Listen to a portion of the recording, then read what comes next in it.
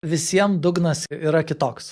Skiriasi, kaip žmonės tą dugną išgyvena ir kaip kiekvienas jame reaguoja, elgiasi ir ką jis patiria. Ir gali būti, žinai, toksai lokalus dugniukas, toks, žinai, kur atrodo, kad blogai, bet po metų supranti, pavyzdžiui, kad gali būti dar blogiau, žinai.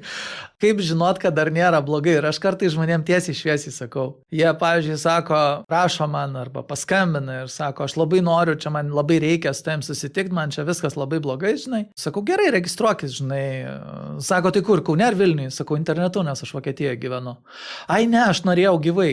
Tai gerai, sakau, jeigu tu, o savo gal būsi Lietuvoje, sakau, vasarą gal būsi, praeitais metais tikrai turėjau tokį pokalbį, žinai, sakau, vasarą planuoju atvažiuoti, stovyklą vesiu, ten dar kažką, tai būsiu, žinai. Tai gerai, tai susitarsim.